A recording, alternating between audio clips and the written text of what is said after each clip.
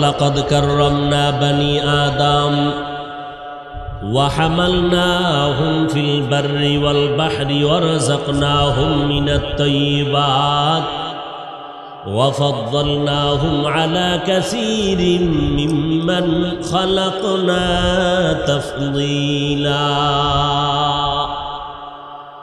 আল্লাহ তাআলা বলেন, এরে মানুষ, আমি বনি আদমকে সৃষ্টির শ্রেষ্ঠ মর্যাদা দান করেছি। কেমন মর্যাদা জানো?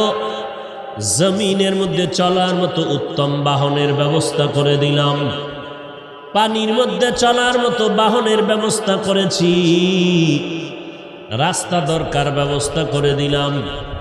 আল্লাহ নিজে রাস্তা বানাই দিছে। এ কিছু পাগল ছাগল আছে, আগাও বুঝে না মাথাও বুঝে না, হুদা দোষ নিয়ে তারা টানা হেঁচড়া করে। আল্লাহ কয় রাস্তা বানায় দিলাম, তার মানে আল্লাহ নিজে এসে বানায় দিছে। হ্যাঁ, আল্লাহ বলেন আমার কুদরতের মাধ্যমে আমি আলোর দরকার আলোর ব্যবস্থা করে দিলাম। নদী পথে কেমনে চলবি?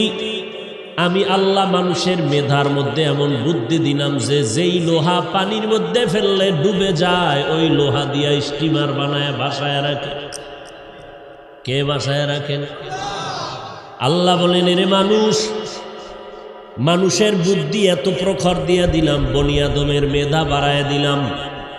ওরা মেধা খাটাইয়া পানির ভেতর থেকে আবার ব্রিজ বানায়, রাস্তা বানায়, পানির ভেতরে সমুদ্রের নিচে হোটেল বানায়।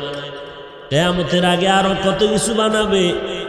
পানির তলদেশে সমুদ্রের নিচে একেবারে মাটির উপরে বাড়ি বানানোর চিন্তা ফিকির চলতেছে, গবেষণা চলতেছে। চাঁদের দেশে মানুষ সেখানে যাওয়ার জন্য গবেষণা চলতেছে, বাড়ি করবে।